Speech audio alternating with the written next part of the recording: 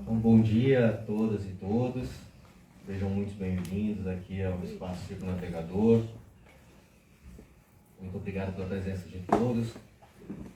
Vou começar cumprimentando, e pedindo licença aí ao Luciano, nosso grande companheiro aí de luta aí da parte cultural, contra as reformas, do Ele Não, depois do Fora Bolsonaro, pela sessão desse espaço lindo de resistência da cultura, de um modo geral, a cultura circense, a cultura caiçara, a cultura lírica, erudita, tudo tem o seu espaço aqui no espaço do Círculo Navegador, e foi uma pessoa que não colocou obstáculos no momento que a gente falou: Luciano, a gente está aí com essa atividade aí, essa vontade de fazer esse lançamento de uma pré-candidatura, trazer a nossa pré-candidata à presidência da República, nosso companheiro pré-candidato ao Senado.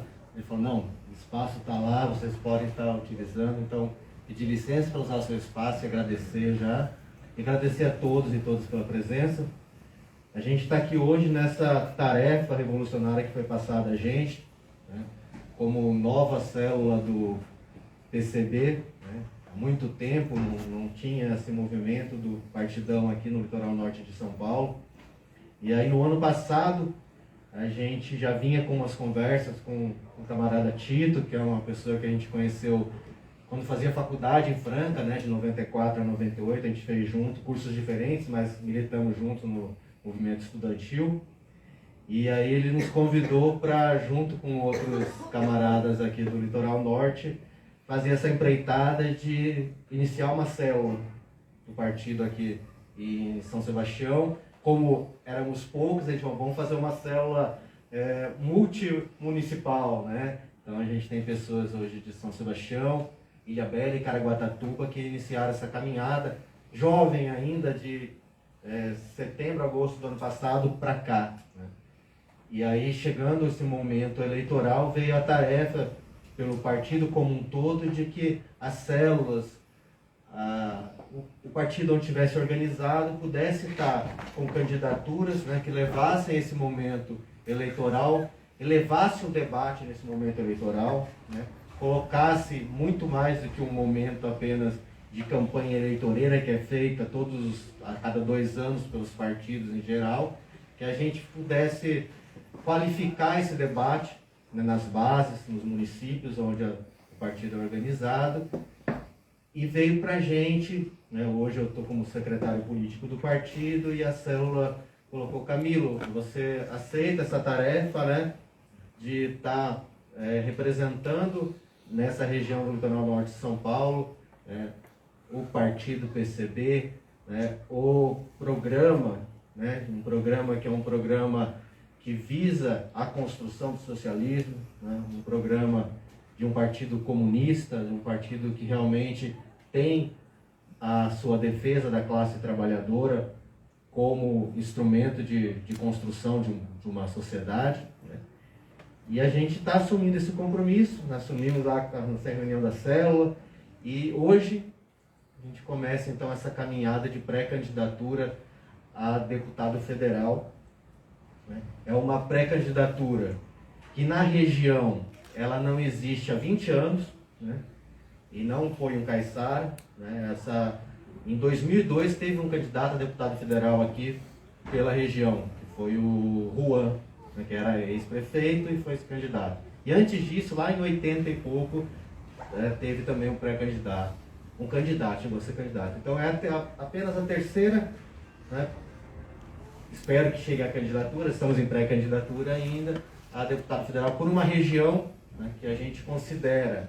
Até me colocaram, falando: Camilo, mas como uma candidatura a deputado federal no litoral norte de São Paulo, uma população aí que não chega a 400 mil habitantes, mas é uma região hoje que ela acumula, junto com o Vale do Ribeira e o litoral sul, o remanescente de Mata Atlântica que existe no estado de São Paulo e no país como um todo. A maior parte está aqui.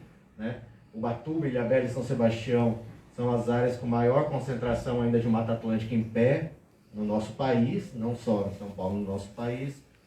É uma região hoje que concentra a produção de petróleo e gás no pré-sal, juntamente com o Rio de Janeiro, uma das maiores produções, né, do nosso país, que hoje é um dos maiores produtores de petróleo do mundo.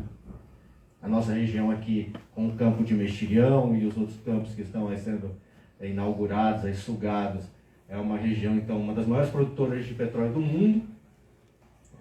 É uma região que concentra, modéstia à parte, uma das belezas naturais, né, cinematográficas, né, de beleza ímpar do nosso país e do nosso mundo. É uma região que tem no seu nascimento, né, as comunidades indígenas, e hoje ainda representadas por 3 terras indígenas aqui na região, que conseguiram ainda permanecer desde uma das primeiras regiões do país habitada é aqui, São Vicente, né, Capitania de São Vicente, e São Sebastião, aí, com quase 400 anos já. E a gente ainda tem a resistência de 3 terras indígenas, uma delas aqui em São Sebastião. A região que tem o primeiro quilombo reconhecido no país, a população então remanescente de quilombos, quilombolas, e temos hoje 4 quilombos nessa região, todos eles em Ubatuba. Costumo conversar com minha colega de trabalho lá no Ministério Público Federal, que é antropóloga, que a gente tem muito mais, a gente vê que tem, principalmente na Ilhabela, muito mais comunidades quilombolas. A gente só espera que um dia, com a formação, com a organização popular, eles possam se reconhecer e a gente possa estar demarcando e entregando o título de terra a essas comunidades, porque você vai no Bonete, você vai na Serraria, você vai na Praia da Fome, você vê os remanescentes quilombolas que existem lá. Então, por que não essa região tão rica, seja economicamente, seja culturalmente, seja de belezas naturais ímpares, se colocar dentro do cenário político nacional na perspectiva de ter um candidato, não pré-candidato, um candidato, e na perspectiva de uma eleição, uma representação no Congresso Nacional. Nós temos que buscar, né, como sujeitos de direito e como não podemos ser coadjuvantes nessa política nacional. Não podemos ser mais, né? Já fomos muito. O litoral norte de São Paulo sempre veio a reboque daquilo que tinha na Baixada Santista, e depois agora, há tempo atrás, a Priscila mesmo, né, aqui com a gente, a Neide Palumbo nas suas histórias coloca, né, que ia para Santos, né? Tudo ia a Santos, porque não tinha nada no litoral norte. Depois, São Paulo, e depois mais para frente, agora da década de 80 para cá, é o Vale do Paraíba. Então a gente vem a reboque de São José dos Campos, de Taubaté, né, do polo que se criou no Vale do Paraíba de tecnologia e metalurgia e outras questões. Mas não, a gente entende que é realmente a hora de que essa população nessa nossa região ela possa ser representada, tanto na Assembleia Legislativa do Estado de São Paulo, né, quanto no nosso Congresso Nacional, porque muitas das políticas que estão sendo votadas dentro do Congresso Nacional, da Câmara dos Deputados, elas impactam diretamente na nossa vivência aqui, né? A gente tem aí a questão dos preços dos combustíveis, né, dos royalties do petróleo, né, do pré-sal, da entrega do pré-sal. Tudo isso é discutido no Congresso Nacional. Tudo isso é colocado de uma forma que, se a gente não está presente, a gente não faz essa discussão, seja aqui na base, né, seja tentando chegar à Câmara dos Deputados, ao Senado e à Assembleia Legislativa, nós ficamos a reboque novamente do que esses conglomerados, essas mesas de representantes aí de empresas de petróleo, empresas de turismo, né, que estão tentando, por exemplo, fazer em Angra dos Reis e Ubatuba, o nosso Cancún brasileiro, né? Então a gente vai ficar a reboque novamente disso, né? E a nossa população está cansada disso. Eu venho trazendo nessa pré-candidatura e me coloco, né, como uma pessoa que defende, né, a educação superior gratuita e de qualidade. Sou fruto, e minha militância política muito é fruto do que a gente vivenciou numa universidade pública. Hoje eu tenho a felicidade da minha filha estar na mesma universidade pública, a Unesp, né? Defensor do serviço público, né? Defensor, né, junto nós do Partido Comunista, de um Estado forte, né, de uma Petrobras realmente que seja uma empresa assim como a Eletrobras e outras empresas estatais, sejam estatais, não sejam economia aberta, onde o governo apenas figura como patrão e não o é. E principalmente aqui no nosso litoral, né, faço parte de um movimento social de luta pelos direitos das comunidades caiçaras, de retomada dos territórios caiçaras, que é o Coletivo Caiçara São Sebastião, Ilhabela e Caraguatatuba. Então essa pré-candidatura se coloca a serviço do empoderamento das comunidades tradicionais do nosso litoral norte, em especial das comunidades caiçaras, que eu com muito orgulho, né, sou descendente, né, neto, bisneto, tataraneto de pescador, né, a gente coloca, seria meu bisavô, né, de fazedor de caixão, né, que fazia caixão lá na enseada. Quando morriam as pessoas que iam buscar para enterrar, era o meu bisavô para fazer o caixãozinho lá, que ele tinha marcenaria, fazer o caixão para poder enterrar as pessoas, né. Então, é esse empoderamento que a gente precisa, essas pessoas serem realmente protagonistas do seu futuro, protagonistas da sua realidade. Nesse mundo que a gente vive, onde a destruição do meio ambiente, a destruição através da exploração, né, das pessoas, as comunidades tradicionais são aquela norte que a gente tem que rumar para que a sociedade possa ser no mínimo sustentável, né? A cooperação, a associação entre as pessoas, a cooperação, a simbiose entre homem e meio ambiente, tudo isso as comunidades nos ensinam muito. O povo originário, indígena, com certeza é o mestre disso, mas a comunidade caiçara que está aqui no litoral, a quilombola, também nos traz todos os ensinamentos. Então, esse é o porquê, né, dessa pré-candidatura, né?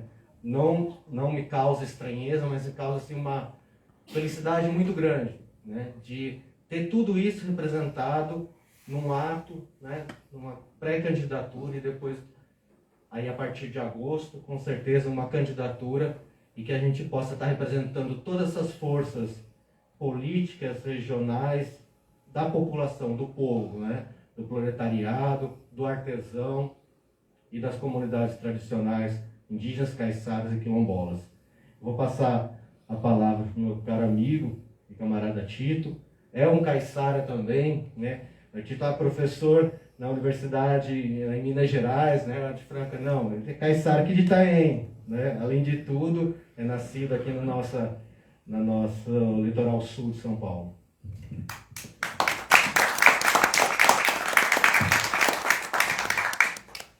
Bom, primeiro, como o Camilo pontuou, né, agradecimento especial ao Luciano, né, o espaço belíssimo, assim, né, a gente, quando entrou aqui, fica deslumbrado, né, atuo lá em Franca com um ponto de cultura também, então a gente já fica aqui querendo ver as ideias, tal, como que faz isso, a gente tem um espaço muito de luta, de resistência aqui, então isso aqui, ela transpira luta, resistência, diversidade, então é um espaço belíssimo. Quem não conhece tem que conhecer, né? Saudar a Sofia Manzano, primeiramente, na nossa pré-candidata à presidência da República, e todos os camaradas que estão aqui, dos diversos movimentos, do coletivo, enfim.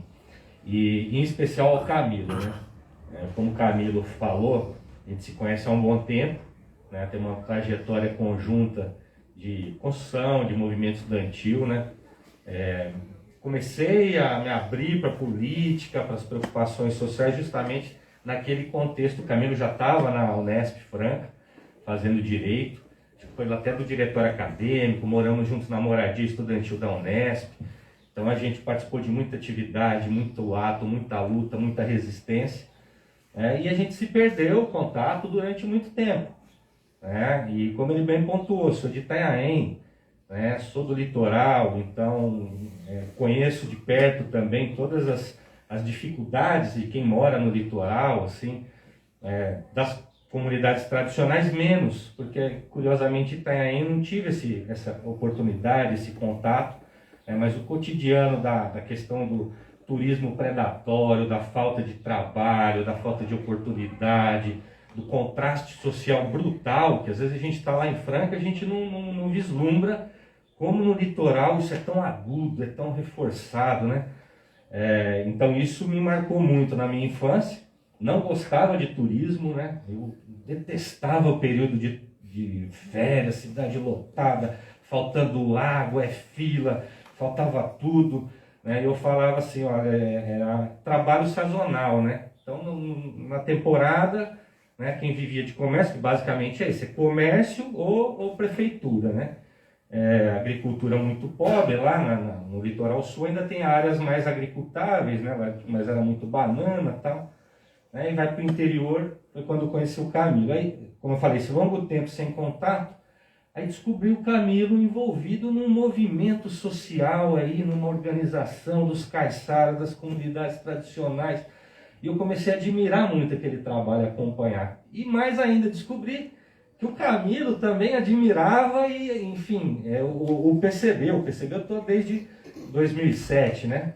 E ele seguia as redes e votava no partido. Então vem numa reaproximação, né?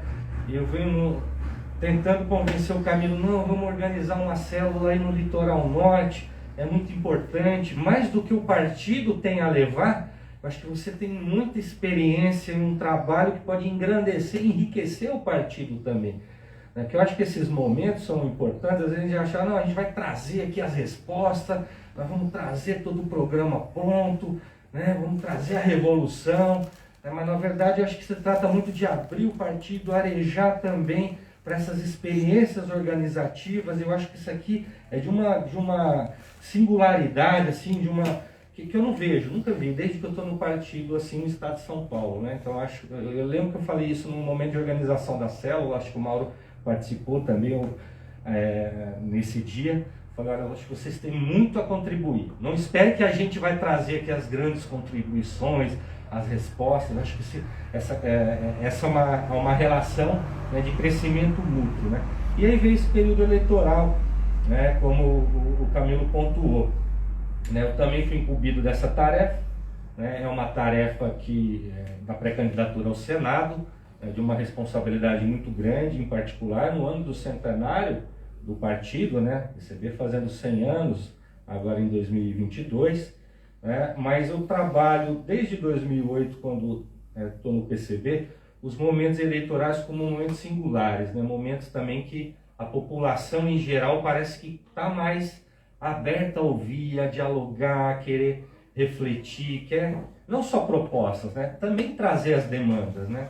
Então é um momento de construção, é um momento pedagógico muito importante. Então nós não somos, bem pontuando, não somos um partido eleitoreiro, né? Não queremos voto a todo custo, né? Na verdade, acho que é esse momento de troca dessa experiência, desse enriquecimento e, sobretudo, da nossa perspectiva de trazer, né, a manter vivo, sobretudo na conjuntura atual tão terrível que a gente vive, né, com um governo tão terrível que a gente tem no momento, né, de manter a chama acesa do sonho, da esperança, de uma sociedade em que essas desigualdades não sejam tão naturalizadas, em que a exploração e as opressões não sejam tão naturalizadas, como muitos dizem, sempre foi assim, né, sempre vai ser, então independente de quem estiver lá, aí a gente olha para as candidaturas aí ditas progressistas, né, de centro-esquerda, e a gente fala, não, realmente, vai continuar sendo assim, porque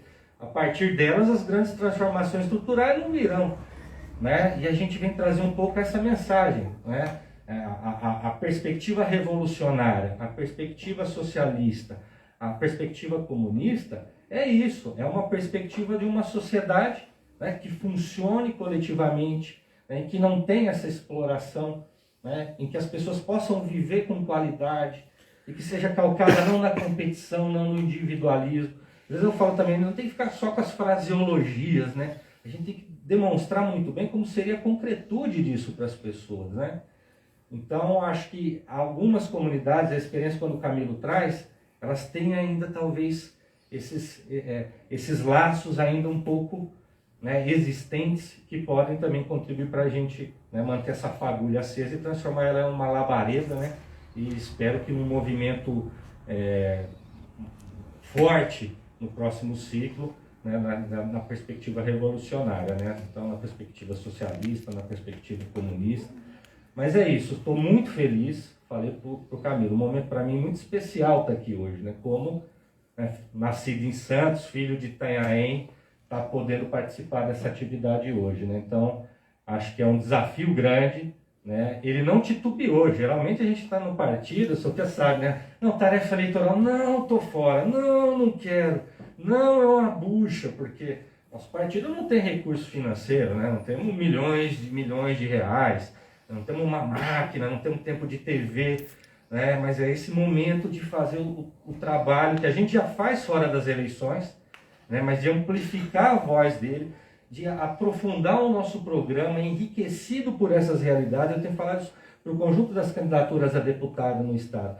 Falou, vocês têm uma tarefa importante, que é trazer e arejar para o partido essas realidades que às vezes a gente não consegue perceber, dessas contradições regionais também, dessas experiências regionais, desses movimentos todos. Eu acho que aqui é um espaço muito enriquecedor. Então eu fico muito feliz mesmo. Espero que a célula do Litoral Norte cresça, né? Para mim já está frutificando, mas que ela se consolide cada vez mais, né? Que se articule junto com os outros movimentos, os movimentos tradicionais, os movimentos, como você pontuou, do petróleo, que é muito importante, muito significativo. O ciclo de lutas que vai se abrir no próximo ano vai ser muito intenso, e mais do que voto e mobilização, acho que o desafio é esse, é a organização. É isso que me chamou muita atenção. Eu não estava lá para representar os caiçaras, né, o Camilo. Está participando da organização. Né? É uma coisa diferente. Nós não queremos só a mobilização, é a organização. E é um chamado também que eu faço. Mais até do que voto, ou de qualquer tipo de apoio, um chamado à organização. As pessoas precisam se organizar. Sejam nos partidos, sejam nos coletivos. O PCB tem uma infinidade, né? Aliás, uma infinidade não, mas tem diversos coletivos, né? A Unidade Classista, né? O coletivo feminista Ana Montenegro, o coletivo negro Minervino de Oliveira. Então, é um chamado àqueles que querem atuar cotidianamente, né? Por uma transformação revolucionária, né, do nosso país, né? Que se insiram, né? Que conheçam os nossos coletivos, que conheçam o PCB. A célula do Litoral Norte aqui cumpre esse papel muito importante e vamos construir juntos, né, essa transformação, o Litoral Norte que a gente quer, né, o Estado de São Paulo que a gente quer, o país que a gente quer e precisa. Né? Mas é isso. E depois acho que o momento importante, né, a gente abrir aí para o debate. Né? Vou passar aqui para a Sofia. Bom, mais uma vez, bom dia a todas e todos. Quero também agradecer e cumprimentar o Luciano, um espaço espetacular, muito importante, mas também todos os demais que vieram aqui hoje. Antes até de falar um pouco do que eu pensei, dizer que esse exemplo aqui, esse espaço, deve ser levado para várias outras cidades, localidades, porque, só vou dar um pequeno depoimento, eu sou de São Paulo, né? Cresci no Vale do Paraíba, em Santa Isabel, mas hoje vivo em Vitória da Conquista, na Bahia. E Vitória da Conquista é a cidade onde nasceu Glauber Rocha, é a cidade em que nasceu e vive até hoje o Xangai e o Elomar.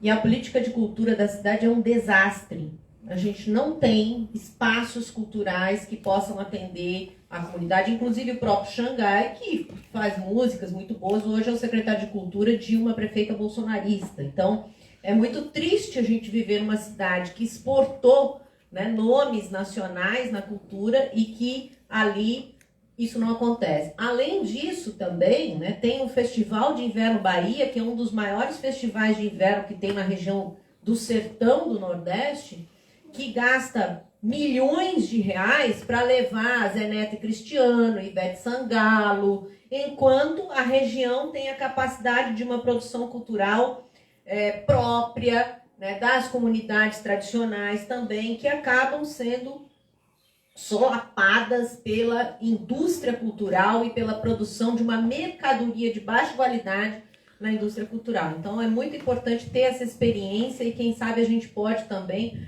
através do Vianinha, que é um outro coletivo nosso, né, que trata da questão cultural, levar para o Brasil inteiro essa experiência. Mas eu quero começar falando o seguinte: o PCB esse ano completa o seu centenário, né, 100 anos. Destes 100 anos, 56 anos, o partido esteve na clandestinidade ou na ilegalidade. Eu faço essa diferenciação porque às vezes o partido ele era ilegal do ponto de vista institucional, mas os seus membros não eram perseguidos, caçados e mortos e assassinados e exilados. Quando ia para a clandestinidade, aí o trabalho era muito mais difícil, porque se você aparecesse de qualquer forma, era chance de morte, perseguição e etc. Mas nestes 100 anos, o partido não deixou de existir em nenhum momento.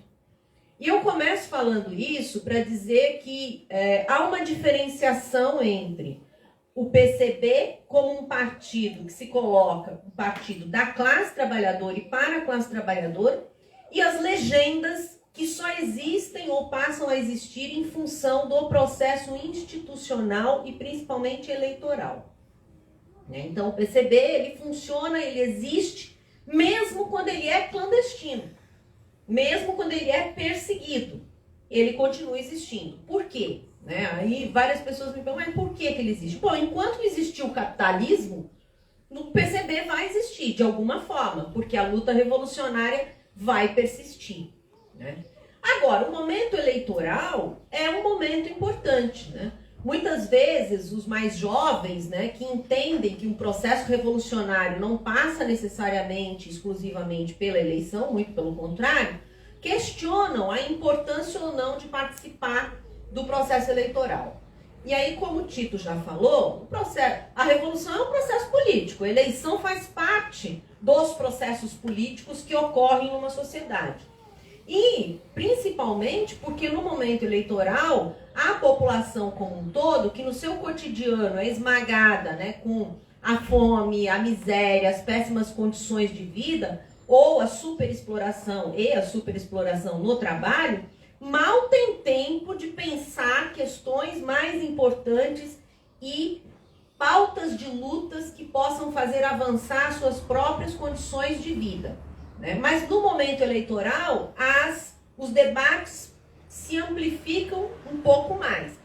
Claro que desproporcionalmente, Ainda mais nesse momento de polarização entre a extrema-direita de Bolsonaro e uma alternativa de conciliação de classes ainda mais rebaixada, outras perspectivas, outras vozes ficam mais abafadas do que isso, mas mesmo assim, tem a oportunidade, por exemplo, da gente estar aqui conversando com vocês. Às vezes, um meio de comunicação abre um pequeno espaço, que não é sempre, mas a gente pode discutir, conversar e principalmente organizar as lutas necessárias, não só no momento eleitoral, mas principalmente nos outros momentos, que são os momentos em que a luta não deve parar, não deve ser abandonada de forma nenhuma.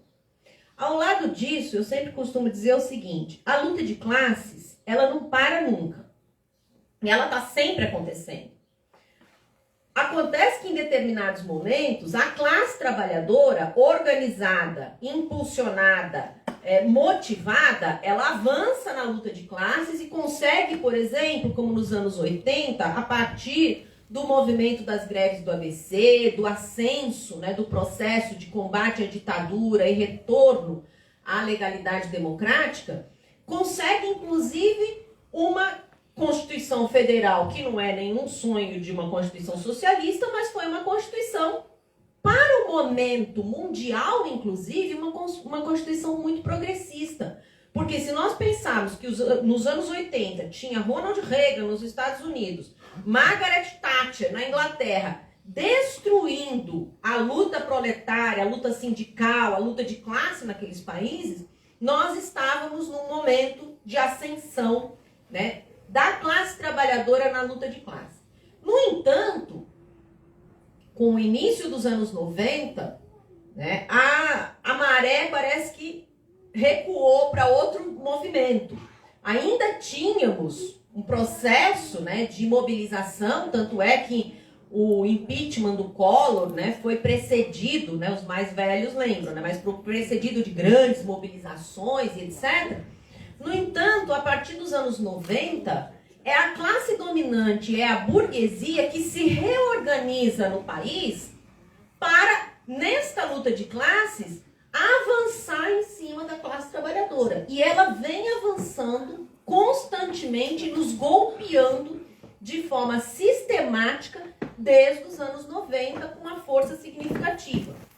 Então, no governo Fernando Henrique, né, nós temos diversas modificações na própria Constituição, né? Já a Constituição não tinha nem 10 anos e ela já estava sendo modificada no sentido de que os direitos ali instituídos estavam perdendo efetividade, né, com as modificações.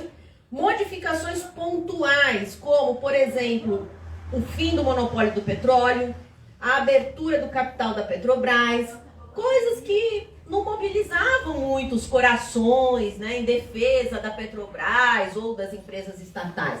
O processo de privatização que ocorreu durante aquele período, né, modificações na legislação trabalhista já naquele período, né, que enfraqueceram tanto o movimento sindical, mas principalmente as relações de trabalho, que já vem sendo enfraquecida.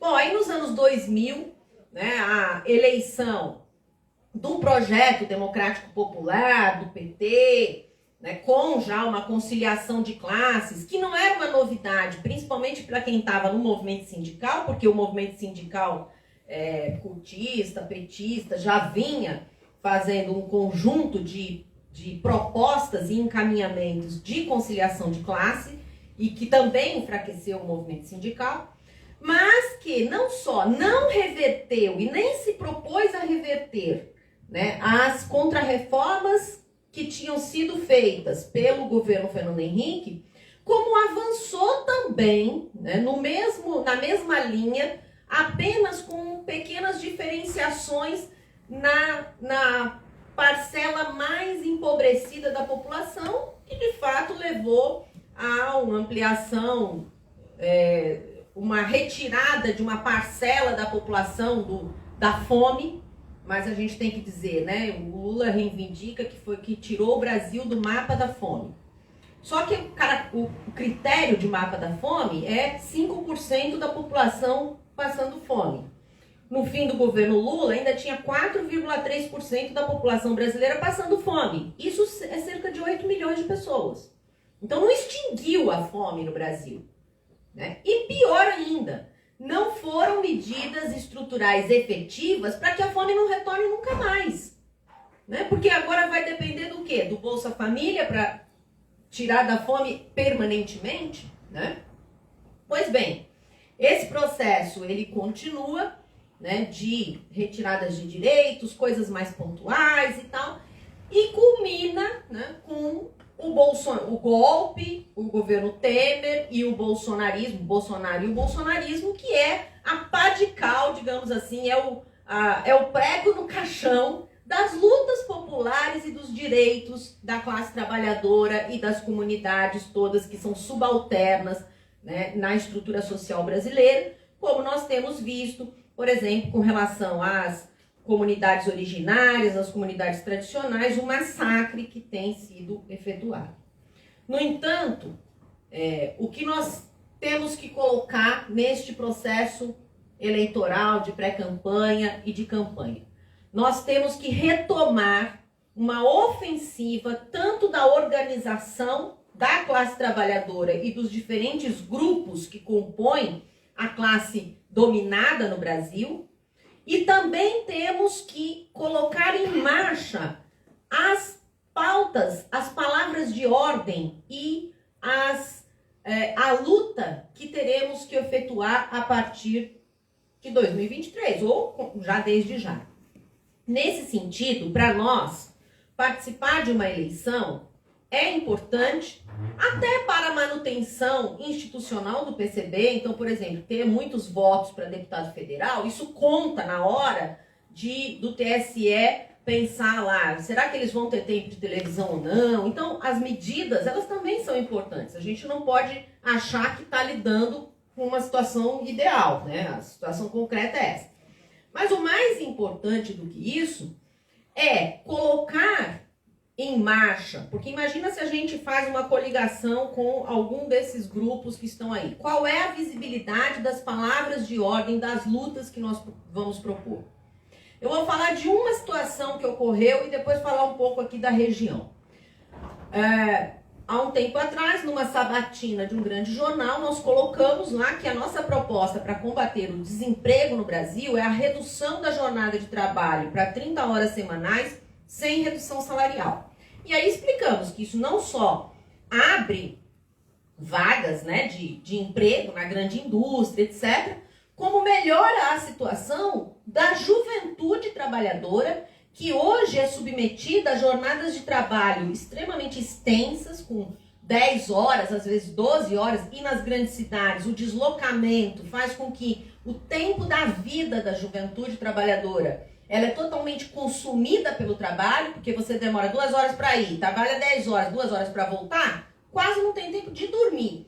Imagina estudar, imagina ter acesso à cultura, imagina se expressar como ser humano. Não existe isso para esta juventude. Então, uma jornada de 6 horas.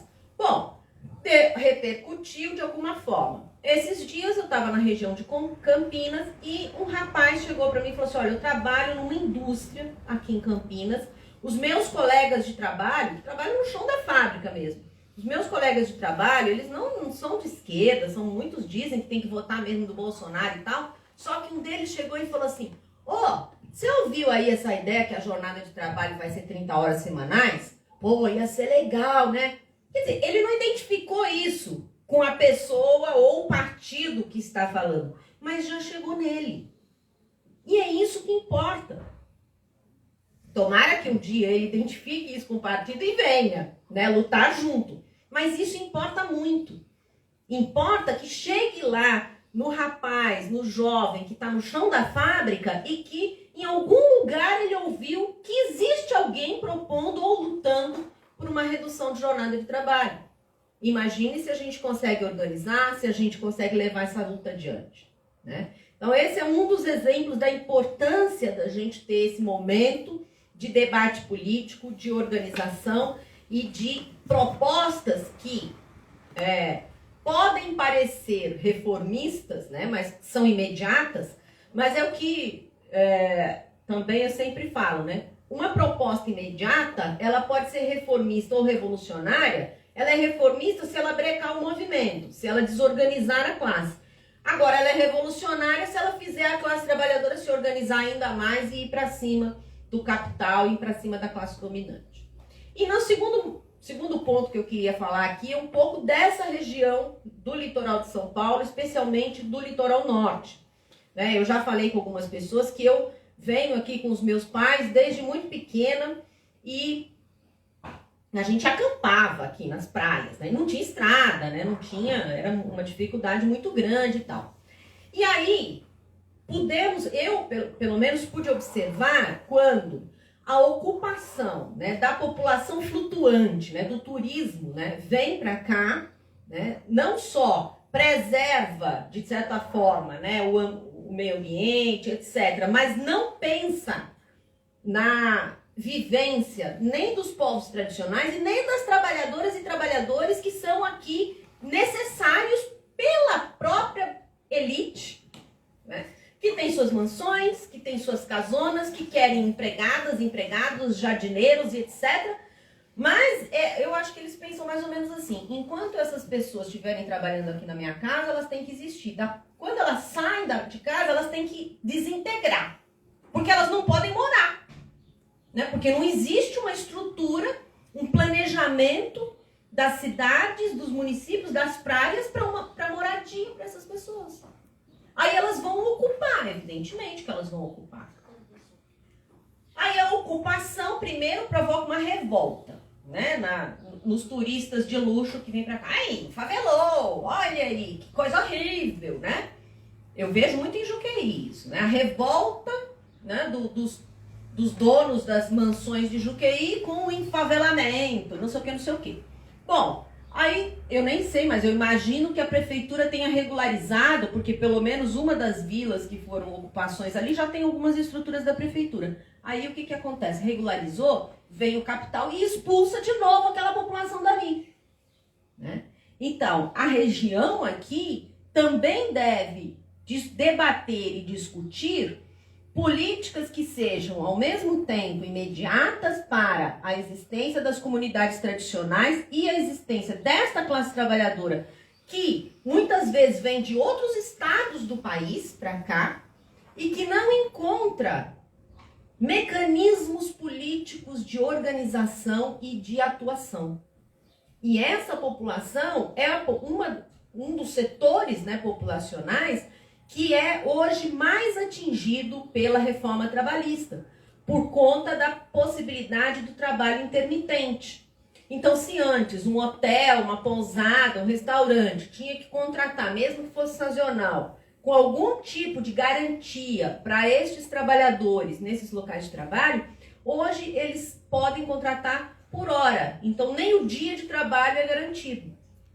Então, a degradação das condições de vida dessa população está ainda mais acentuada, principalmente considerando que é uma população jovem. A região, como vocês já me disseram, não tem um curso superior, né? Não tem uma expansão. A expansão dos cursos, né, da educação, ela não atinge aqui a região. Chegou no Vale do Paraíba muito tardiamente, né? Eu cresci ali no Vale do Paraíba, né? O Vale do Paraíba não tinha universidade pública. Agora tem um campus da Unifesp, mas não tem uma universidade federal do Vale do Paraíba, não tem uma universidade estadual, não tem um campus da Unesp no Vale do Paraíba. Eu tenho uma hipótese, que é a mesma que a gente pensa com relação a Minas, que em Minas Gerais tem umas 14 universidades federais, nenhuma no Vale do Aço, que é a região que tem mais operários e mais trabalhadores, não tem universidade. No Vale do Paraíba, a mesma coisa. O Vale do Paraíba tem a classe dominante, que manda seus filhos estudar em qualquer lugar, inclusive no exterior. Tem as comunidades tradicionais, o caipira, né, que está ali no Vale do Paraíba, e operários. Para que precisa de universidade? Para caipira e para operário? Não precisa. Então, estas regiões também, que são majoritariamente ocupadas, né, por trabalhadores, trabalhadoras e comunidades tradicionais, não conta com uma infraestrutura mínima de ensino que não seja o máximo segundo grau, não chama mais segundo grau, né? Agora é ensino médio. Aí denuncia minha idade, né? No meu tempo era colegial. Enfim, então, a organização, né, destas regiões, tanto a partir dos coletivos de luta, né, das formas próprias, né, que a população encontra, né, para se organizar, mas também a importância de uma organização partidária. Por quê? Porque o partido pode fazer a ligação do local com o geral da estrutura capitalista, da luta mais que envolve diversas outras questões. Ontem, depois da live que tivemos, né, com a Priscila e outros camaradas, logo depois eu participei de uma live do canal O Poder Popular, já faço propaganda, sigam, assistam o canal O Poder Popular no YouTube, falando sobre o marco temporal, né? E conversando com o cacique Babau, que é Tupinambá, do sul da Bahia. E aí, né, o que se percebe, né, que é compreensível, né, que a luta indígena pela demarcação, homologação dos territórios, ou o reconhecimento da cultura, do modo de existência, etc., para os indígenas, ela tenta ser muito independente da luta geral, né? E é correto, inclusive, né? É compreensível que isso aconteça. No entanto, eu até conversando com o cacique, eu falei assim, olha, eu respeito, acho corretíssimo que vocês mantenham uma independência de governos e da luta mais geral do conjunto da classe trabalhadora. No entanto, é importante não só reivindicar a solidariedade da classe trabalhadora nos seus momentos de luta, mas compartilhar a luta com a classe trabalhadora em geral. Porque diversas outras legislações que estão sendo aprovadas, como a privatização da Eletrobras, como o marco hídrico que vai privatizar a água, se não estiver colada com o conjunto da luta da classe trabalhadora, impacta as comunidades originárias e tradicionais, e a luta fragmentada é um paraíso, né, da classe dominante. Né? Não vamos nos deixar com que eles se unam de tal forma que a gente possa bater aqui e atingir lá. Né? E aí nós continuaremos perdendo no cenário da luta de classes. Então, para concluir, eu quero dizer que esse momento eleitoral é o momento de fazer todo esse debate, mas é também o momento de dizer que a gente precisa se organizar e colocar em marcha questões fundamentais para a luta, seja de situações específicas, de grupos específicos, e seja do coletivo, do conjunto da classe trabalhadora.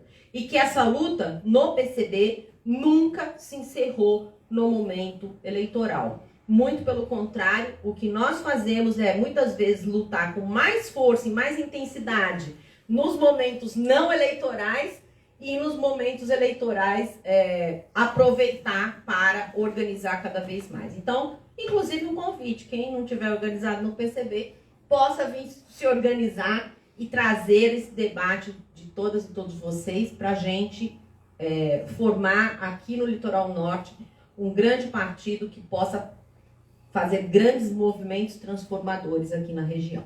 É isso, obrigada.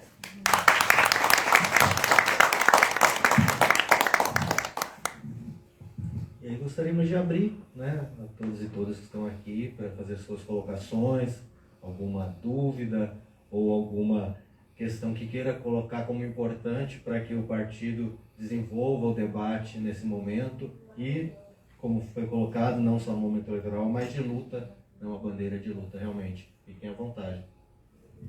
Quando ela falou sobre a jornada, né, de 6 horas, abriu um restaurante novo aqui na Rua da Praia. Abriu um restaurante novo aqui na Rua da Praia, onde a proprietária ela ia dar essa jornada, né, de 6 horas para os funcionários.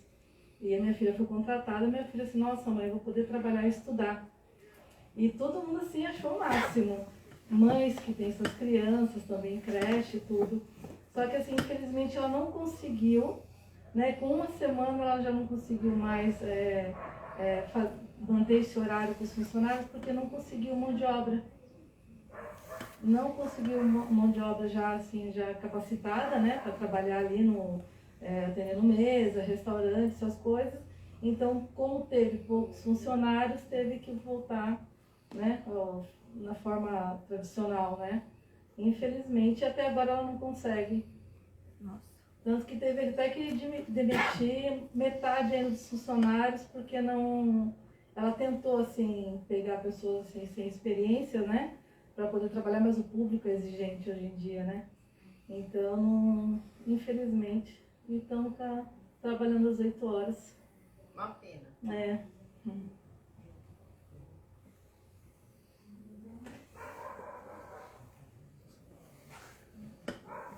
Aliás, isso é uma coisa que o partido pode levar no seu programa, viu, Camila? A capacitação. A capacitação dos trabalhadores. Eu acho que a realidade concreta mostra isso, né? Um problema daqui. A capacitação dos trabalhadores na área você gosta muito, do turismo. Eu tenho uma pergunta assim, porque eu não vejo ninguém falar. Parece que é muito pontual, mas não é. O Brasil com a Colômbia são os países das Américas que mais exportam, porque a linguagem é uma linguagem econômica, meninas e jovens mulheres para o tráfico internacional. Né? Além do tráfico para mão de obra, etc. e tal.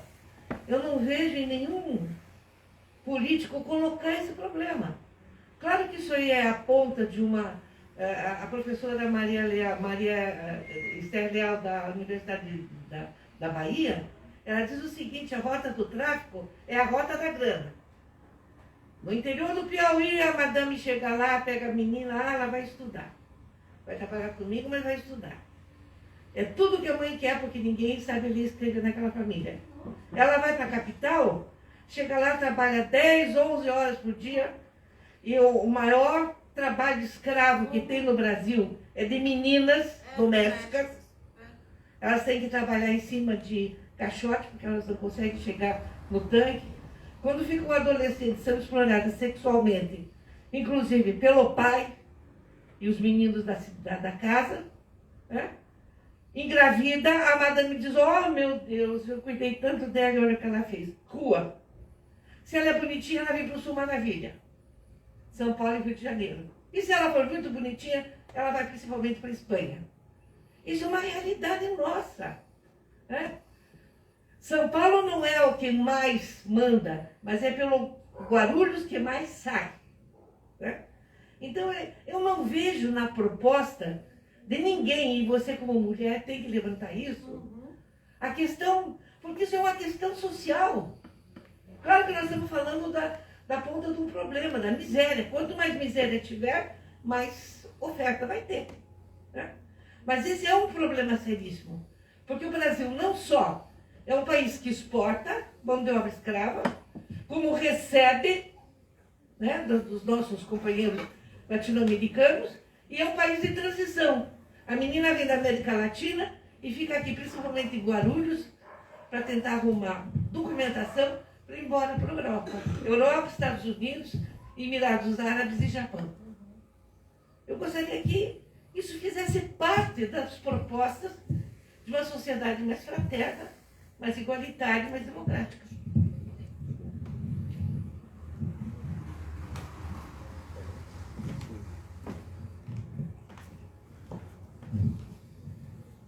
Vocês, as duas, têm razão nas questões que colocam, quer dizer, com relação especificamente ao problema da jornada das 6 horas diárias, né? E muita gente me perguntou isso: mas e o pequeno negócio que mal consegue funcionar, etc. Bom, em primeiro lugar, a gente tem que pensar que isso tem que ser incorporado pela classe trabalhadora como uma reivindicação justa. E por que é justa? Porque o Brasil é o país que é o 10º país que mais produz riqueza no mundo. E essa riqueza é produzida pela classe trabalhadora. Todos aqui, você também é trabalhadora, né? Sabe que se você não tiver com o seu trabalho, botar uma nota de dinheiro no guarda-roupa, ela não vai multiplicar, né? Tem que ser o seu trabalho que vai gerar o recurso que você vai viver. Pois bem, o Brasil é um país, só tem 9 países no mundo que produzem mais riqueza que o Brasil. Então, a gente tem muita riqueza. No entanto, essa riqueza é extremamente concentrada. Portanto, se a nossa jornada de trabalho é no mínimo 8 horas, porque a grande maioria dos trabalhadores e trabalhadoras tem que trabalhar mais de 8 horas para produzir essa riqueza, e nós produzimos muita riqueza, então reduzir a jornada de trabalho não só aumenta o emprego, mas vai produzir mais riqueza ainda, porque é mais gente trabalhando. Esse é o ponto. Então não adianta vir dizer que o Brasil não pode reduzir a jornada de trabalho porque é um país pobre. Não é. Definitivamente não é. É um país rico. E aí, para a gente distribuir melhor essa riqueza, a gente tem que reduzir a jornada de trabalho para que mais gente trabalhe, mais gente produza riqueza e tenha acesso à renda para sobreviver. Agora, é evidente que isso tem que ser uma luta geral e conjunta. Deve começar, por exemplo, com as empresas maiores e multinacionais. Eu não sei se aqui na região de São Sebastião, eu acredito que não tenha grandes hotéis de redes internacionais, mas em qualquer outro lugar do litoral e do interior, tem da rede Ibis, essas redes que são inclusive árabes, etc. E toda vez que por acaso eu vou num hotel desses, ainda mais agora que estou rodando muito, eu fico observando quantos trabalhadores tem nesses hotéis. Pouquíssimos trabalhadores. A maioria é jovem, negra e tem uma jornada de trabalho muito extensa. São empresas gigantes que contratam milhares de trabalhadores. Então, começar, por exemplo, 30 horas sem redução salarial no ramo da hotelaria, né? No ramo de serviços do comércio, mas não é no microcomércio do sujeito que tem ele mais um funcionário, que realmente ele não vai conseguir. Mas e as grandes redes? E os atacadões da vida, que tem caixas de supermercado super explorada, que a pessoa não consegue nem te dar bom dia de tão cansada que tá. Então, mas essa luta precisa se movimentar, porque se a luta não movimenta, se a gente não consegue colocar, tem que ter 30 horas, tem que ter 30 horas. Depois, quais são as empresas, que tipo de ramo, aí é ele, como deputado federal, que vai fazer o projeto de lei e vai lá delimitar, olha, em 5 anos vão ser as empresas com 200 habitantes ou 200 trabalhadores ou mais, depois de 5 anos vão ser tal e tal e tal. Aí é o detalhamento. Mas se a gente não começa a fazer essa luta, o que vem é o contrário. Não tem mais delimitação de jornada. A jornada vai ser o quanto eu precisar a chegar no ponto que no Brasil nunca foi implementado, mesmo com a lei das domésticas. Ainda hoje no Brasil, mais de 80% das trabalhadoras domésticas não tem nenhum tipo de formalização, não tem carteira assinada, né? É informal. E um percentual muito significativo, e eu vejo isso no Nordeste, mas não é só no Nordeste, porque por aqui também tem, de trabalho escravo. Né? E inclusive alguns agora com denúncias, né, de pessoas que trabalharam 40, 50 anos sem receber nenhum tipo de remuneração, sem ter nenhum tipo de mínimo, né, de existência, vive lá na excrescência que existe no Brasil, que é um apartamento com dependências de empregada, né? Coisa que só existe mesmo por aqui. Talvez nos países árabes mais radicais devam existir também, não conheço. Pois bem, a questão do tráfico humano é uma questão gravíssima e que tem aumentado em conjunto com todo o aumento da criminalidade que se expande não só no Brasil, com as milícias, com a relação criminosa que existe entre as estruturas, as forças policiais e militares do país com o crime organizado, porque passa por aí, né? Passa por toda uma degradação das estruturas policiais e militares em relação com o crime organizado nos mais diversos aspectos que o crime ocupa. A gente fala do tráfico de pessoas, principalmente de meninas, mas também fala do tráfico, claro, o tráfico de drogas, que sempre teve, só que a política de combate à droga é matar os meninos, né, das comunidades pobres e não combater o verdadeiro tráfico de drogas. E hoje o que é mais preocupante é o armamento, né, de um conjunto muito grande de pessoas ligadas ao crime organizado através dos CACs e etc. Mas a gente entende e aceita com bastante apreço a sua colocação de que, como mulher, como lutadora social e que defendo, né, a revolução, colocar como denúncia, né, o fato do Brasil ser um dos países que tem um papel importante e terrível no tráfico de meninas, né, de mulheres, né, para a prostituição, para o trabalho escravo e, quem sabe, coisas piores, né, que eu não gosto nem de imaginar. Mas é isso mesmo que você falou. Nós somos o 5º país do mundo de tráfico de órgãos. Então, é isso que eu não quero. É essa, de tráfico de órgãos. Eu né? tô com a cara velhinha, eu quero uma pele bonita. Você mata uma menina de 17 anos, tira a pele, porque sabe que tem um banco de pele que você pode fazer transplante, como aconteceu naquela boate do Rio Grande do Sul, em Santa Catarina, que muitas pessoas foram salvas pelo banco de pele da Universidade Gaúcha, e você vai lá e troca a cara. Isso acontece, gente. Uhum. Eu vivenciei bastante essa questão do trabalho escravo no Tocantins, né, Lúcia, minha esposa.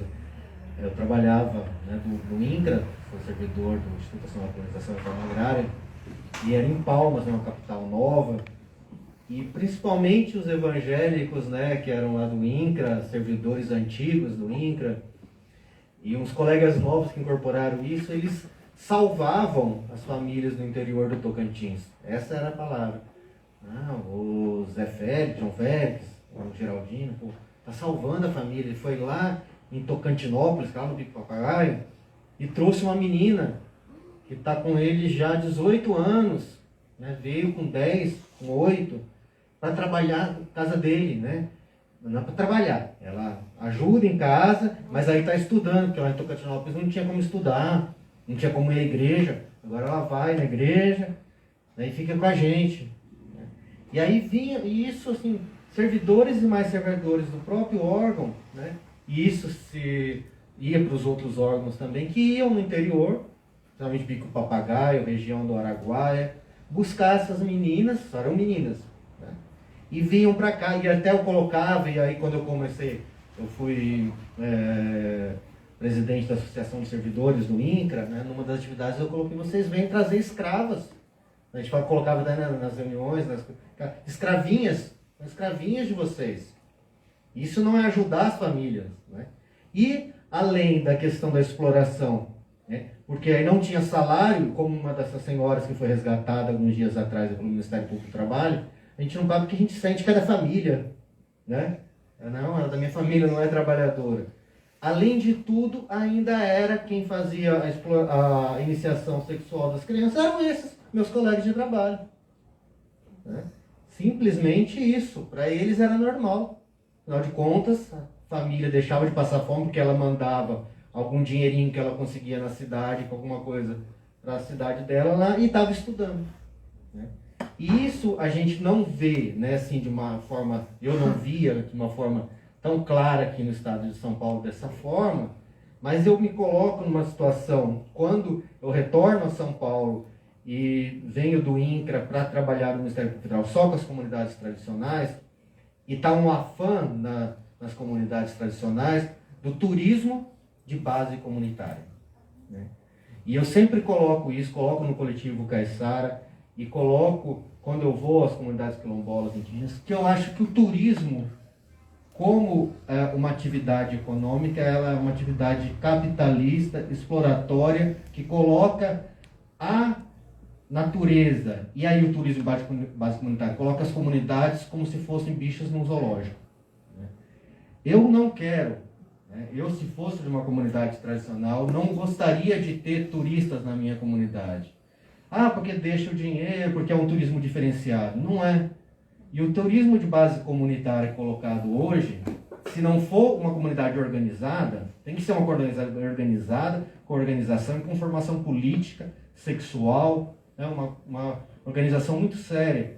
Porque principalmente os que vêm para o turismo de base comunitária são os gringos, que vêm as meninas bonitas das nossas comunidades, vê os meninos bonitos das comunidades, vê os locais bonitos na comunidade, e começa aquilo aqueles 60, 70 falando, vem uma vez, na segunda vez vem, traz um presente do exterior, na terceira a gente quer comprar um pedaço de terreno, na quarta já é dono da Praia Vermelha dos castelhanos, né? Então são coisas que a gente não vê nos detalhes, como que o sistema vai se envolvendo, vai envolvendo uma palavra bonita que é salvar a criança, a família do interior, ou fazer um turismo de base comunitária. Na verdade, acaba sendo o caiçara, o quilombola, o indígena, como o bichinho de zoológico para mostrar como que faz farinha e como que vai no seu ser. É uma coisa muito difícil que a gente tem que combater realmente. Guilherme? Bem, na verdade, nós vivemos um tempo de barbárie, né?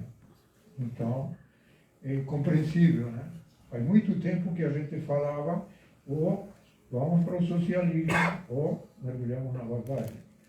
E o que a senhora está falando sobre a escravidão das meninas e tudo que foi agora falado, né? corresponde à barbárie que a gente está mergulhando. Mas eu pedi para falar porque eu queria... faz tempo eu me pergunto, e agora aqui entre camaradas, eu acho muito importante, uma possibilidade, né? Eu vejo a sofregidão de todas as organizações de esquerda diante do refluxo do movimento de massa. E eu me pergunto, por que esse refluxo? Quem é que responde? Eu acho que aqueles que, digamos, levantamos ou nos reivindicamos herdeiros da Revolução, que têm a convicção de que isto é preciso ser rompido de modo revolucionário, devemos mergulhar nessa preocupação. Por que o refluxo de massa? Porque nesses últimos anos, todo mundo reclama: cadê o movimento de massa? Cadê o movimento de massa? Eu também me pergunto, e eu aponto para algumas questões que eu acho que são muito importantes de serem debatidas. E aproveitando, inclusive, numa campanha onde a política é o tema principal. E assim, desde o ponto de vista revolucionário, em relação ao marco temporal, eu queria contribuir, talvez, com uma opinião. Se somos herdeiros da Revolução Bolchevique, temos que lembrar que o artigo número 1 da União da República Socialista Soviética era contemplar a diversidade étnica e cultural. Todos os povos são no artigo número 1 da Constituição da União da República Socialista Soviética. E aqui, nós não podemos orientar o povo indígena, que é o único segmento que tem se mobilizado nos últimos anos. A Assembleia Terra Livre, recentemente, que reuniu mais de 7.000 indígenas e mais de 230 povos indígenas, deu uma demonstração de mobilização de massa, que outros segmentos não. Então, nós temos que pedir a solidariedade dos povos indígenas com a classe operária, ou nós temos que pedir a classe operária como solidárias com o movimento indígena? Acho que esta é a última. Nós temos que...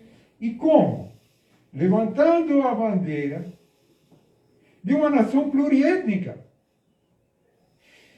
Então eu vi que na Assembleia, na última Assembleia Terra Livre, o presidente Lula foi lá e ficou muito entusiasmado com algumas lideranças, e ele, entusiasmado, falou: vamos criar um ministério do...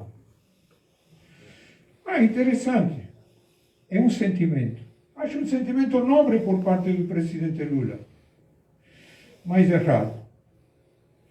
Não porque seja insuficiente, é errado no conteúdo, porque não contempla a razão pluriétnica necessária para encaminhar o Brasil.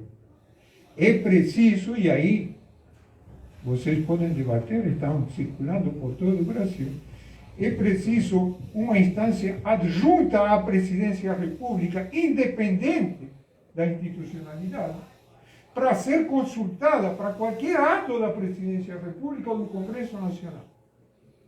Isto pode ser feito, inclusive aqui por decreto. Até por decreto. Pode ser instituída, não um conselho, como os conselhos que a gente conhece. Um conselho das nações indígenas, com autonomia, e adjunta à Presidência da República, no mesmo nível, no mesmo patamar, apontando com isto uma orientação pluriétnica para uma nação pluriétnica. Isto por um lado. Outra coisa que eu queria, me desculpe, mas é que aqui tem companheiros muito importantes com os quais me sinto à vontade. Desculpem se me estendo um pouquinho mais. e sobre a capacitação da classe trabalhadora, ou então até mesmo a redução inegavelmente fundamental da classe trabalhadora. Eu quero chamar a atenção também para a desmobilização, que não veio apenas pela desregulamentação legal do mundo do trabalho, mas também pela desordem produtiva trazida pela incorporação da ciência e da tecnologia no mundo do trabalho, e que nós não podemos ignorar. Nós temos que destacar dentro das nossas preocupações, porque lá há um objeto também de desmobilização da classe operária. Não podemos passar por cima e ficar só no terreno legal da legislação, certo? Por mais ou menos horas de trabalho ou o que for. Nós precisamos dizer isso, porque hoje não basta capacitar. É preciso desenvolver a ciência e a tecnologia desde um ponto de vista de um povo soberano. Soberano. Porque desde que foi implantada a lei de propriedade intelectual, nós perdemos as universidades. Não há mais universidade. Há simulacros de universidade para enganar trouxa. É uma fábrica de paralelepípedos. No entanto, me parece que é uma luta importante para ser abordada. Revolucionar as universidades, inundando as universidades de povo. E para isto, a bandeira que está posta para a nossa juventude deveria ser abolir o vestibular, livre acesso do povo à universidade, arrombar as porteiras do latifúndio do conhecimento, e engolir, copiar, abusar, inclusive, da cópia de tecnologia que outros povos desenvolveram. Mas nós temos que nos libertar da lei de propriedade intelectual. E para isso, precisamos conquistar um país soberano. Isto só poderá ser feito com um amplo movimento de massa, com uma grande unidade do campo popular. Eu entendo, e gostei muito de te ouvir, quando você se refere aos 100 anos do Partido Comunista Brasileiro. É importante manter essa chama acesa, mas não basta. Não basta ser esse o único objetivo nosso. Nós temos que ter um objetivo maior, e é a Revolução Brasileira. E para isso, reivindicar não apenas um partido de massa, um partido de quadros, um partido marxista-leninista, inconfundível. Porque o movimento de massa, nós até poderíamos estar junto com outros partidos que estão disputando este momento eleitoral. Nós poderíamos estar na federação, e inclusive com mais chance de eleger talvez um quadro nosso para ir para o Congresso Nacional. Mas para isso é preciso ir para além da resistência e da mera existência do partido. Porque o partido vai continuar vivo. É uma chama eterna, porque ela é alimentada pela lembrança de todos os revolucionários que construíram este partido. Então nós temos que ir para além. Nós temos que ir para além de manter a chama acesa. Nós temos que ir para além. Isso significa ir para a ruptura da barbárie, do sistema que nos mantém na barbárie. É só isso.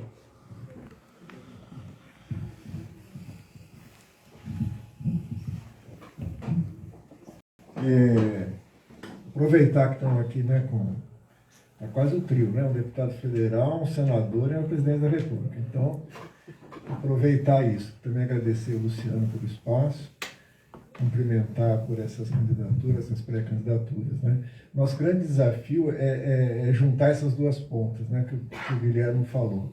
Só um comentário muito rápido, né? Quando a gente entende a questão indígena, convidá-los para o ministério, convidá-los para uma negociação, desconhecer que eles têm um sistema político, né? Eles têm uma forma de se gerir, têm uma forma de tomar decisões, precisam ser tratados na soberania que eles merecem, né? Então, enquanto povos indígenas, com a Federação de Povos Indígenas, etc. Então, algumas nações estão pensando essa forma do Estado pluriétnico. A gente está vendo no próprio debate na Constituição chilena as demandas lá do povo Mapuche, etc. E é uma boa novidade no Brasil, porque agora eles se organizam e lutam enquanto movimento de massas, né? É uma entrada em cena das mais bem-vindas, né?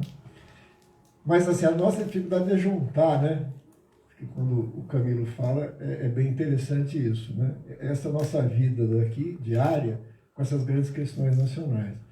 E às vezes, assim, até pelo isolamento, por estar alijado desses espaços, a gente não consegue nem fazer a conexão. Em 2014, correndo aí o Brasil, uma das demandas maiores, né, da população que vive da pesca, a gente fala, puxa, como é que vai fazer, né? É câmara frigorífica. Não é um negócio que precisa derrubar o mundo, né? É uma câmara frigorífica, porque como é que o cara vai pescar e manter o pescado? Ele é obrigado a vender para aquele cara que tem a câmara frigorífica, que vai vender para o supermercado. E muitas vezes a gente vai ter que comprar lá aquele peixe congelado de não sei quantos meses, quando podia ter o peixe da região se tivesse esquemas públicos de refrigeração e de comercialização. O mesmo das comunidades tradicionais com a produção de farinha, né? Quer dizer, não tem uma proposta de política de abastecimento e distribuição que concentra essa produção, valoriza essa coisa, e é fundamental para voltar para essa população um alimento barato, né, de qualidade.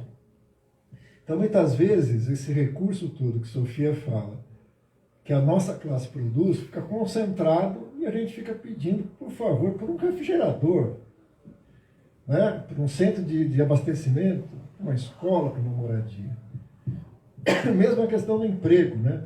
Poxa, tem uma crise de emprego. As pessoas aqui não... Mas o que precisa para a gente ter um acesso ao que é fundamental? Não é casa, não é comida, não é escola, não é saúde funcionando. Isso exige trabalho.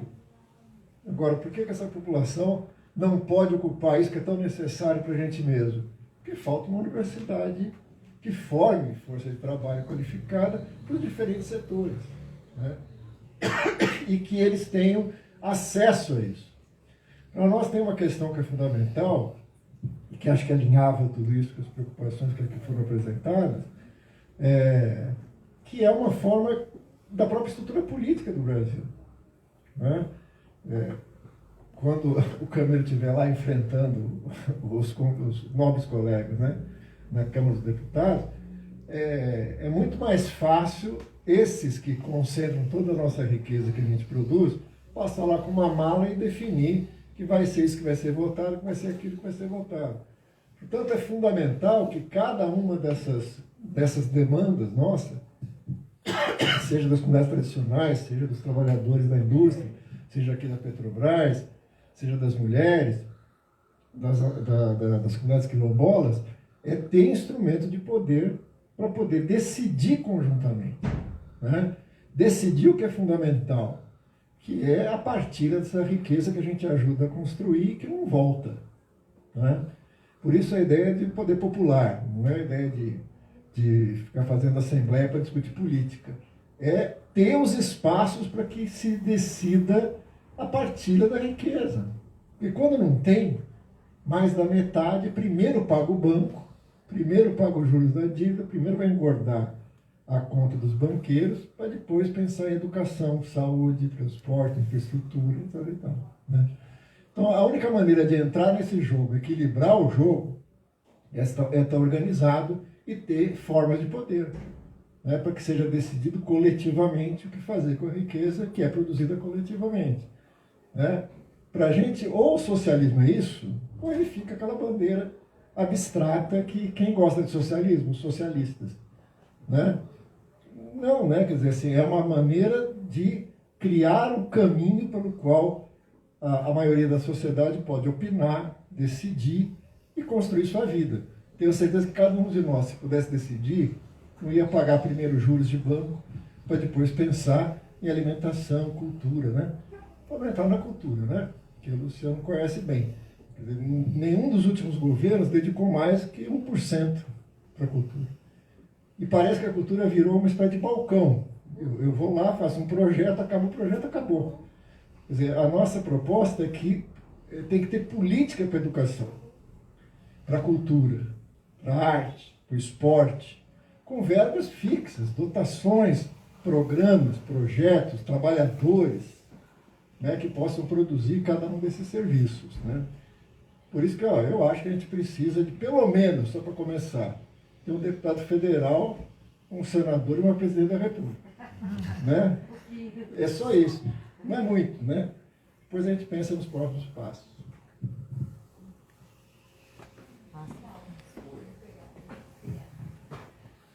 Boa tarde para todos, eu sou a Júlia, militante do PCB de Franca. Também queria saudar o espaço aqui que o Luciano cedeu para a gente e saudar os nossos pré-candidatos. Acho bem bacana esse espaço.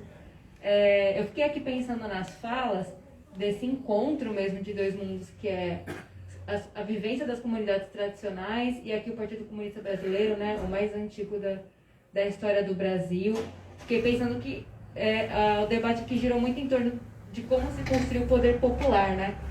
Porque a gente fala assim, a gente é a favor da estatização das empresas, da riqueza nacional, mas não para por aí. Essa estatização é a construção do poder popular, né, da decisão, da soberania de decisão dos trabalhadores daquelas empresas, porque a gente sabe que só estatizar não resolve, né? Tem que ser a decisão daqueles trabalhadores, daquelas camadas populares e etc. Eu acho que tem muita coisa que as comunidades tradicionais podem ensinar para a gente, igual o Tito comentou, né?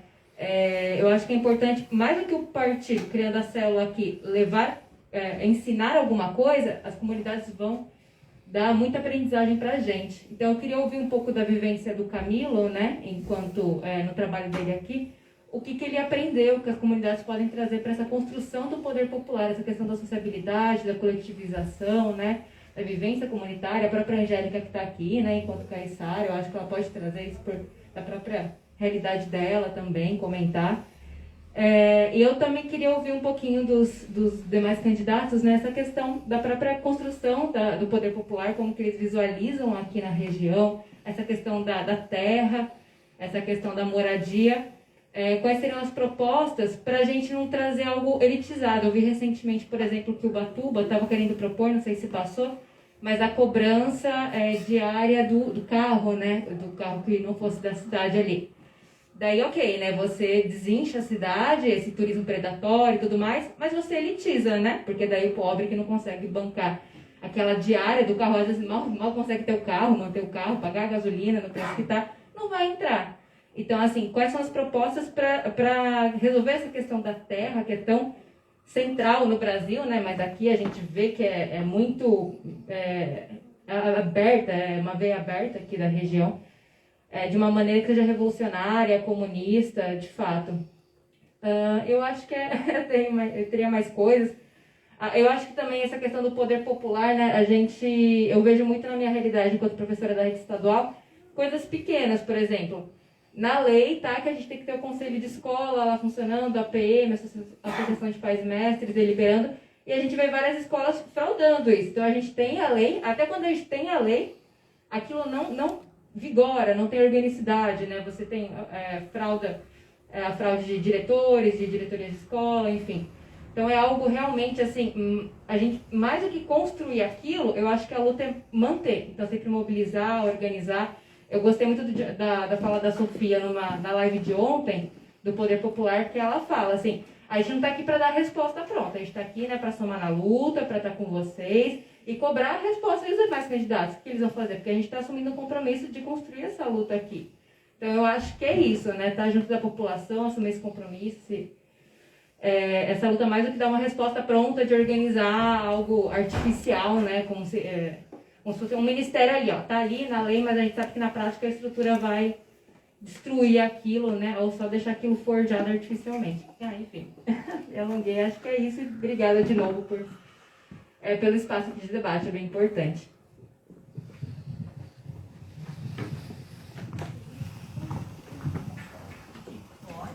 Vamos lá, tinha que anotar, coisa de professor, né? Começou a pipocar coisa, eu comecei, o que o Guilherme falou mesmo? Não sei não voltar, não vou lembrar. Bom, então algumas questões fundamentais que vocês trouxeram, eu queria começar ali pela questão das 30 horas, né? E pela questão dos direitos sociais em geral, né? Mas a gente pensa assim, não, Partido Revolucionário não luta por direitos sociais, né? É uma contradição, a gente luta pela revolução. Se a gente pegar lá no Manifesto Comunista, o Marx já tinha uma série de medidas necessárias, inclusive de condições para a gente ir para a luta revolucionária, né? Que sem comer, sem viver, a gente não tem como, né?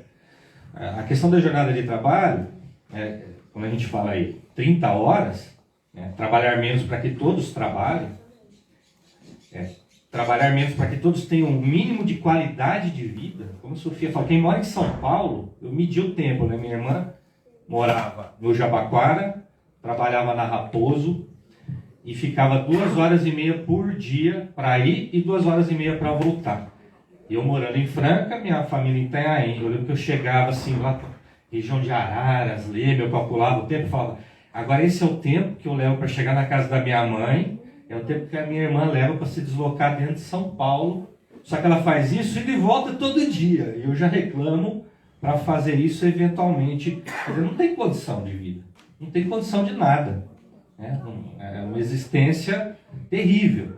No último ciclo, e aí sim, não tem como negar, desde o período do PT, infelizmente, que já vieram algumas reformas, né, na Previdência, que já afetaram sobretudo os servidores públicos, né, quer dizer, assumiu um discurso, né, uma compreensão de que realmente tem que, né, servidor público é quase, não trabalha, né, tem que pagar mais, aposentado começar a pagar, né, mesmo depois de aposentado, continua pagando Previdência, né? Quer dizer, uns absurdos que tem por aí. Então você tem uma série de reformas que vem desde aquele período destruindo as condições de existência da classe trabalhadora como um todo. Né? E olha que o funcionalismo público sempre foi tido como uma perspectiva, um horizonte, o mundo do privilégio. Então, em vez da gente melhorar a condição da classe trabalhadora no seu conjunto, a saída é, não, vamos precarizar, vamos arrebentar com o funcionalismo público, né? Que não desenvolve nada. Né? Então, essa condição, inclusive alguns países já têm isso muito mais avançado do que a gente, o período do PT e mesmo do sindicalismo hegemônico da CUT abriu mão como uma pauta, né, por exemplo, da redução da jornada de trabalho para todas as categorias, não só para o servidor público, não, para todas as categorias. Porque não é pouca coisa. Agora, em Franca, tinha uma experiência lá que uma empresa, eu não lembro qual foi a empresa, adotou a semana de 4 dias. Então, a quarta-feira não trabalha. Né? E é uma jornada lá de 30 horas por semana. Não sei o quê, parece uma coisa inovadora. Né? Ao passo que nesse período dessas reformas, sobretudo depois do Temer para cá, ainda mais agudizada, né? Eles vendem como uma modernização das relações de trabalho, das condições. O Brasil se colocando, né, na modernidade. Só que eu lembro de uma fala do Horácio de Macedo no Congresso, lá, e eu reproduzo muito ela, que eu acho tão bonita. A condição de modernidade que eles colocam, que eles defendem como moderna, é colocar a classe trabalhadora em situação de trabalho do século XVIII, XIX. Aonde que isso tem de moderno? Né? Não tem nada de moderno. E aí volto agora a essa última semana, infelizmente, né, a candidatura progressista aí que tende a vencer, dizendo, nós não vamos revogar mais a reforma trabalhista. Isso aí não está mais em pauta. Agora o que nós queremos não é voltar para trás. É fazer uma nova reforma trabalhista. Aí vem o mesmo discurso de modernização, tal, que a gente está acostumado a ver, e que na verdade precariza, dificulta. Né? O trabalhador com 40 horas, né? E agora nesse período do empreendedorismo, né? Da ideologia do empreendedorismo, que impregna diversos setores da sociedade, do movimento negro, do movimento das mulheres. Lá em Franca eu debato muito lá, o afroempreendedorismo, você eu gostei outro dia alguém falou, você é o patrão de você mesmo. Na verdade, você é um empregado de você mesmo, né? Sem direito, sem nada, sem férias, se adoecer não tem nada. E isso é vendido como a salvação econômica, né? E mais, que vai garantir a qualidade de vida, né? E a realização dos sonhos individualmente, né, porque não é mais classe, né, são os indivíduos atomizados competindo entre si, cada um é um microempreendedor e é isso, é um empregado de si mesmo. Então é uma situação terrível, né? Além disso, a gente tem um período, não podemos esquecer, desses últimos anos, de desorganização e desmobilização deliberada do conjunto da classe trabalhadora, inclusive nos governos do PT. Né? Que o objetivo não é organizar, é mobilizar quando necessário. Né? Acho que foi no governo da Dilma que tinha uma política lá de criação de conselhos consultivos em esfera nacional, foi acusada de bolivarianismo, né? Não era deliberativo, hein? Né? Foi acusada de bolivarianismo, enterrou a proposta, não teve coragem de enfrentar. E não vai ter no próximo período. E aí puxou o que o Mauro falou do poder popular. Nós estamos discutindo isso, não só congressualmente, mas nas nossas propostas, nos períodos eleitorais, que de fato não vai ser o Camilo isolado lá no Congresso Nacional, né? A Sofia isolada na presidência, a gente no Senado. O poder popular não é só uma palavra de ordem, né? É uma construção política necessária para, de fato, que o poder político passe da mão da classe dominante para a classe trabalhadora, não só mediada pelos seus representantes. Não é só o formalismo do direito que interessa, é o envolvimento cotidiano. Mas para isso, olha como é casado. É difícil quando a gente vai, né, fatiando os conteúdos programáticos. Como ela pode se inserir e se envolver cotidianamente se ela trabalha 44 horas, 50 horas por semana? Né? Então, e se esses setores que eram mobilizados foram cooptados por cargos? Isso a gente observou no período, infelizmente, do PT no INCRA. Né? Eu lidei, né, faço parte lá de um Instituto de Educação e Cultura e a gente fez uma pesquisa sobre área reformada no interior do estado de São Paulo, uma longa pesquisa, né, envolvendo dezenas de assentamentos, de comunidades, entrevistando o prefeito, Câmara de Vereadores, comércio. Tinha evidente o preconceito, né? Os assentados, né, aumentou a criminalidade. Não, mas a economia está dinâmica. Eles pagavam até ônibus para buscar os assentados, né, para movimentar o supermercado, tal. Mas, enfim, o INCRA, quando a gente apresentou o resultado da pesquisa, né, que chegou à conclusão que não era uma área reformada, né, aquela região de Andradina, ela é solteira e tal. O INCRA engavetou e falou, não, mas a gente não quer saber o que é, a gente queria um relatório dizendo que é uma área reformada. Né? Então você vai cada vez mais rebaixando programaticamente, inclusive os índices, o que é classe média, né? Um jogo de números. O Mauro trabalhava muito isso também, essa questão. Diminuiu a miséria, reduziu a miséria, mas aumentou a desigualdade. Porque os 10% mais ricos concentraram mais riqueza. Então tem alguma coisa errada. Né? Se a gente não reduzir essa distância, a gente não está fazendo minimamente uma política social-democrática. Então o poder popular se insere aí. Acho que o poder popular se insere nesse contexto.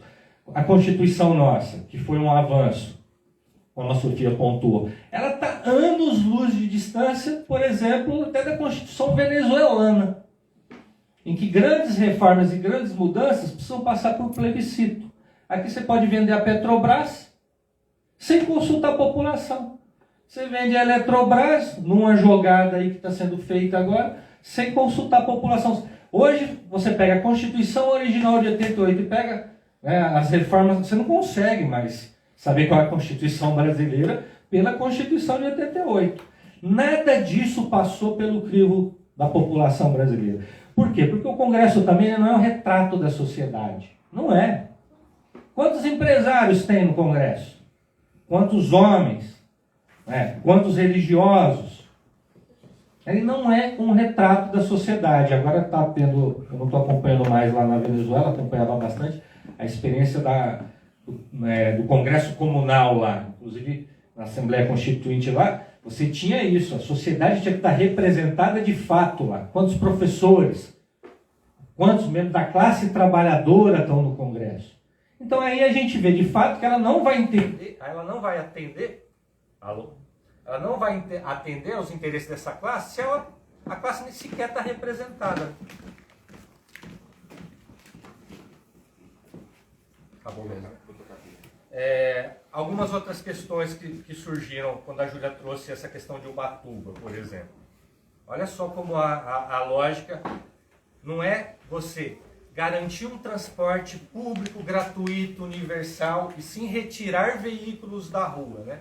Eu lembro de um debate com o Lúcio Gregori, em 2020. O Lúcio Gregori, alguns conhecem, né? Quem não conhece, o Lúcio Gregori foi um dos idealizadores do governo da Erundina lá do Tarifa Zero, né? Que, né, parecia uma coisa revolucionária em São Paulo, não foi para frente, né? Enfrentou, né, uma grande oposição dos donos da máfia do transporte coletivo, né? Não conseguiu implementar. E ele debate isso muito, muito seriamente. Ele tem até um estudo interessante falando que um imposto nacional, né, proporcional, não IPVA, né, a potência do veículo, justamente para não incidir o carro popular. O carro popular está isento, né? Mas aquele SUV super potente que ocupa, inclusive, um fator de, né, tem um fator de espaço de ocupação da via pública, esse vai pagar para subsidiar, inclusive, um tarifa zero nacional, que seria possível. E ele tinha esses dados, eu falei, como assim? Isso não é isso. Isso não dá muito certo, às vezes, ainda que alguns municípios tenham exemplos de tarifa zero no transporte coletivo, fala, mas isso é muito difícil de ser implementado em âmbito municipal. Mas isso é uma política de mobilidade, porque a mobilidade também é uma barreira. Uma cidade igual São Paulo, não adianta ter eventos gratuitos, a gente está falando de cultura ainda no âmbito do consumo da cultura, não da produção da cultura, né? O evento é gratuito, mas para a família se deslocar, o custo do transporte é tão alto que independe do evento ser gratuito ou não, né? Porque o custo que ela deixa, lembra em Franca lá, que acho que só, a gente tinha um cálculo que acho que era 2 meses por ano do salário, o trabalhador pagava em transporte. Então a gente falava, transporte não é só transporte, né? É apropriação da cidade, é qualidade de vida também. Então é um conjunto de políticas integradas que, quando a gente vai falar de reforma, a gente também está falando desse processo de construção revolucionária, né, da nova sociedade que a gente quer, né? Agora, a mobilização, ela é difícil, ela não deixou de existir. Acho que ela é permanente, ela continua. Não naquela escala, talvez, que a gente imaginava nos anos 80. A situação é outra, né? Mas nós não podemos abdicar disso. Então o Mauro trouxe muito bem. A construção do poder popular, o trabalho de organização, a persistência disso e mais. Como essas políticas não resolvem as contradições centrais do nosso país, e não vão resolver essas políticas de conciliação, a gente tem que estar preparado para o que vai vir pela frente. Tem gente que está achando que vai vir o Lula aí, a gente vai ficar, ai que beleza, agora a gente pode relaxar. Saiu o Bolsonaro. Se não avançar, e não vai avançar para resolver as graves contradições desse que é um dos países mais ricos do mundo, e que tem uma das maiores misérias do mundo, maiores desigualdades do mundo, o novo ciclo reacionário vai se apresentar lá no horizonte. E se a classe trabalhadora não estiver armada, organizada, né, a gente não vai estar preparado para esse novo ciclo lá na frente. Porque, infelizmente, o PT e o Lula não vão resolver esses problemas, não vão resolver essas graves contradições. Então, temos que estar muito preparado, por isso que eu falei lá atrás, para esse ciclo de luta, né? E trazer palavras e propostas que nem são necessariamente comunistas, né? Porque a gente está falando de uma jornada de 30 horas de trabalho numa situação, né, de um país capitalista. Isso não é... A gente quer abolir o trabalho assalariado. Era isso que o Marx fala, trabalho assalariado como uma moderna escravidão. Trabalho assalariado como uma moderna escravidão. Então está muito aquém. Algumas propostas que nós estamos levantando é isso, para garantir o mínimo de condição de organização, de luta, de vida, né, para recuperar o trabalho como um momento, né, em que a gente se realiza, né? Marx fala, né, também bastante, né? Hoje a situação de exploração e de superexploração é tão grande, né, que a classe trabalhadora onde se realiza? Fora do trabalho, né, tendo condições de exercer aqueles apetites ou aqueles instintos mais animais, quase, né? Que é comer. Ai, vou comer hoje. Vou dormir hoje. Como se isso fosse um luxo. Porque o trabalho exaure. o destrói, ele não se identifica mais com o trabalho. Né? Então recuperar isso é um processo permanente. Acho que os comunistas fazem isso de forma sistemática, não deixaram. Eu lembro o Mauro na campanha de 2014 lá em Franca, e depois ele veio também já depois do período do golpe de 2016 lá em Franca também trazendo, falando, olha, a reconstrução, lembro dessas palavras, a reconstrução da esquerda aqui é né, e da capacidade organizativa e de mobilização, ela vai levar tempo, porque a destruição foi grande. A política de conciliação, que às vezes, vamos tomar esse alívio agora, mas ela traz consequências muito graves para o conjunto da classe trabalhadora.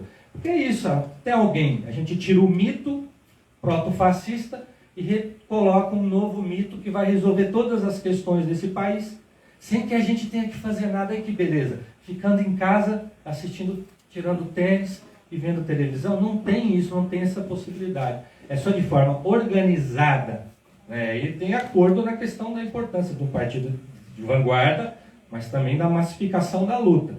Senão isso não ocorre. Essas experiências são fundamentais. Acabei tentando falar de tudo um pouco, né?